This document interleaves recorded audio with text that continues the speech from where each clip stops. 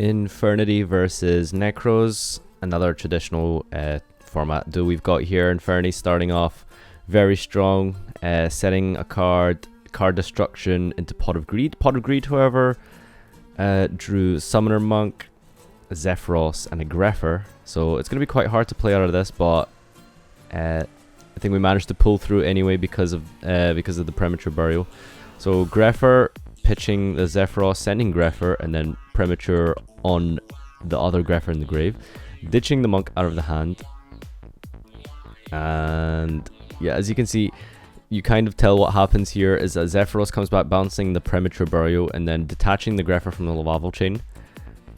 And then what's going to happen here is that Grepher is going to be brought back again. So the third Grepher effect, discarding that whole disgusting hand of double monk, and eventually we get into a playable hand. So we get the Archfiend to the hand. Stygian is banished for the Archfiend effect, and well, you know where it goes from here.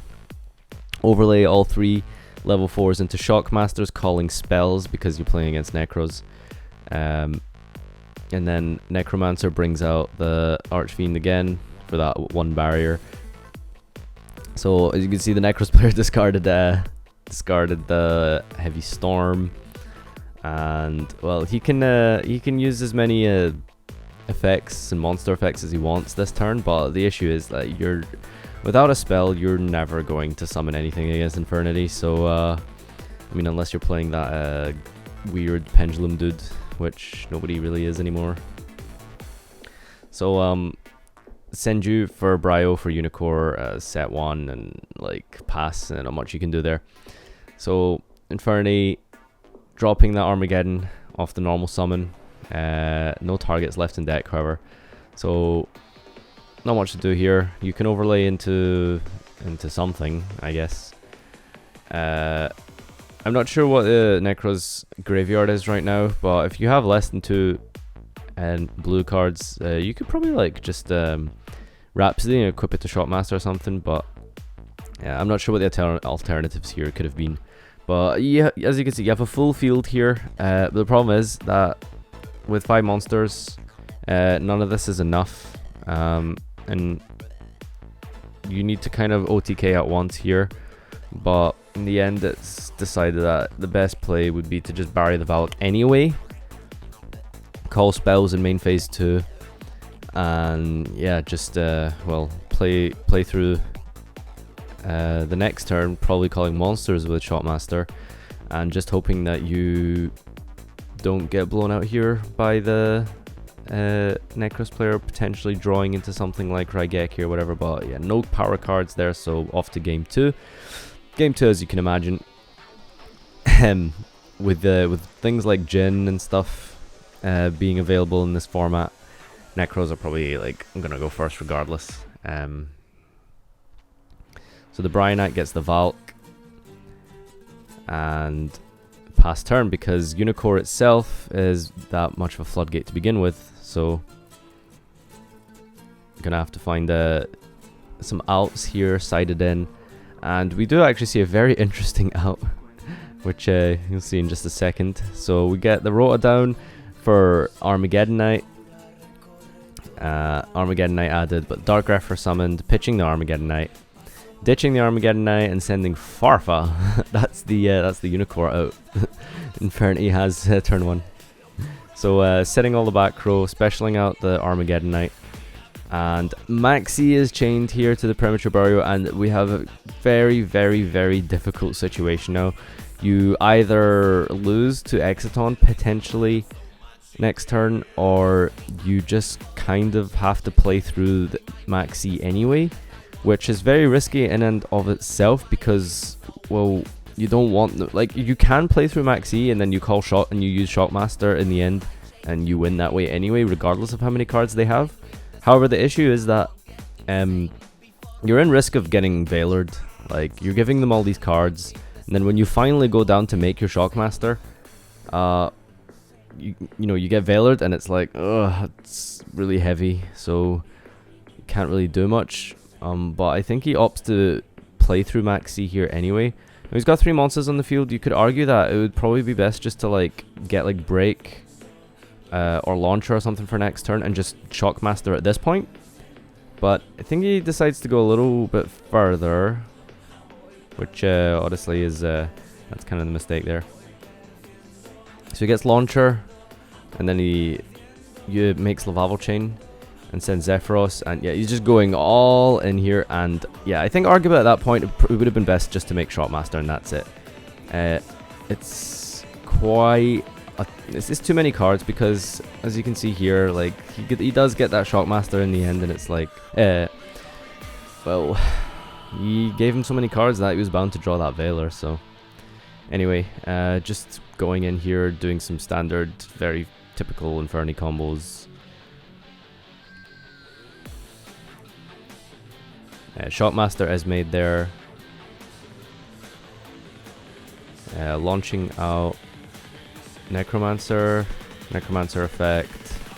And yeah, as you can see, that Veiler was put down on that Shockmaster, and you know, you can set your barrier and stuff, but it's like, well, you know, he's got so many cards in hand that it doesn't feel like there's much you can do there. And of course the Unicorn comes back in the end phase and it's all there. And then the summon of the Denko, and then the activation of Duster. It's like, yeah, that's more than game at this point. So summoning out another Unicorn, Bryanak, getting Shrit, activate Cycle, bring out Bryanak, bounce both the Xyz there, and it's hopeless at this point. Yeah, so like I said, I think the best play there would have been just to go with the Shockmaster when you had the 3 guys out and search out Launcher for next turn or something. Play like special summoning that many times on the Maxi, you're just bound to get Veilered. So game 3 here, Armageddonite effect, and then we have an instant fusion for Lavalval Chain, doing the standard stuff. Sending the Heiress, getting the Archfiend to hand. Launcher discards the Archfiend, set your hand. Soul Charge for 2. Soul Charge for the Armageddonite and the Archfiend. Soul Charge Armageddonite in and of itself was a pretty wacky combo back in the day. So if you can imagine when you've got instant fusions and stuff to go with that, you can get a pretty good board out of this. So this match is actually, this game story is actually a lot longer than the other ones. It's very, very back and forth, so it's going to get pretty exciting here. Zephyros is sent for the Armageddonite.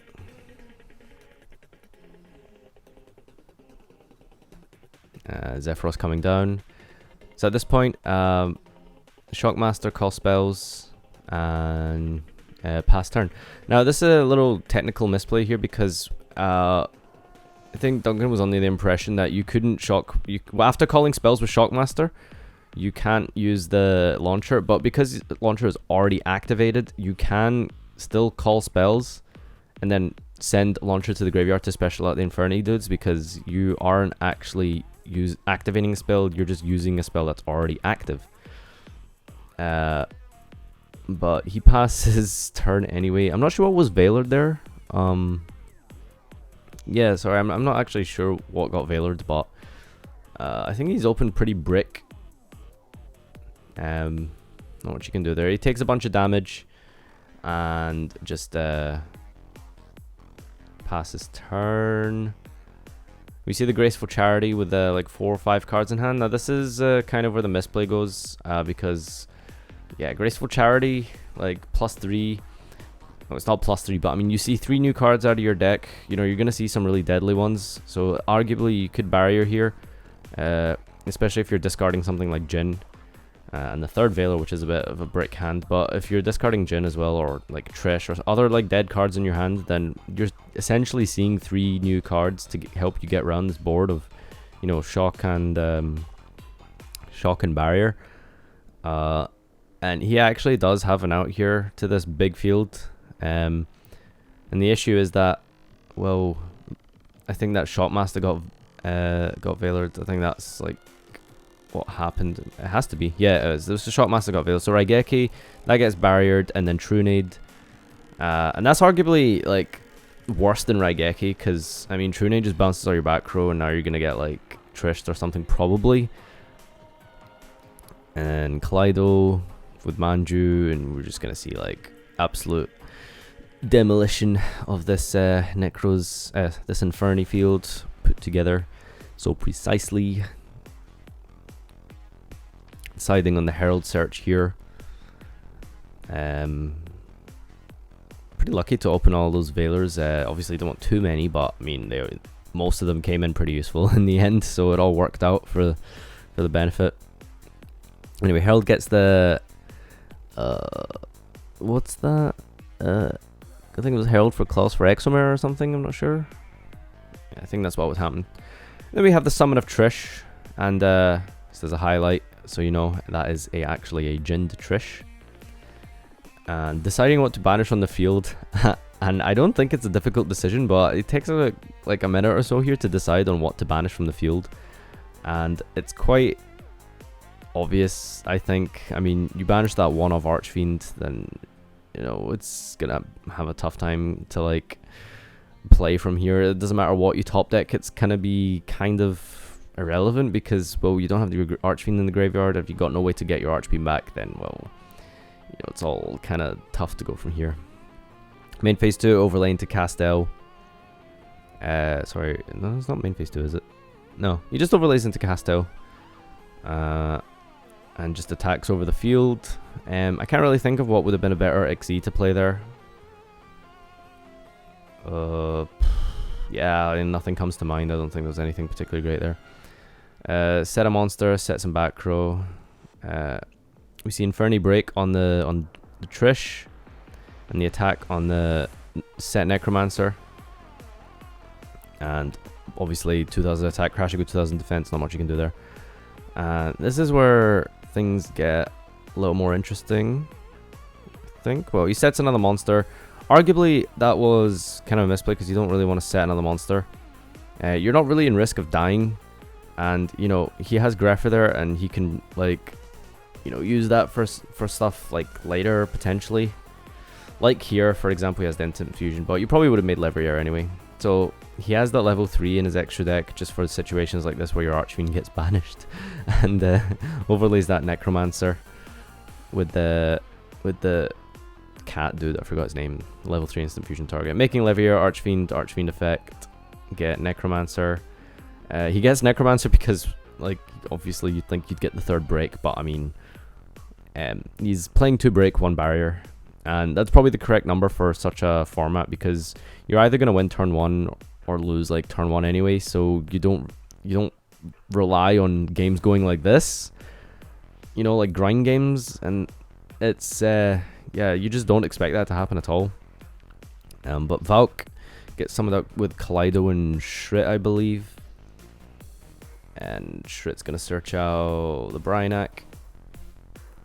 So yeah, it's sort of GG at this point because, I mean, Infernity can't really make anything bigger than Valk, and you don't have any breaks to protect you. So, I mean, arguably you'd have this game won if you had Valk, if you had the third break. But I mean, you don't really like deck build for these kind of situations. I mean, they're losing situations in and of themselves.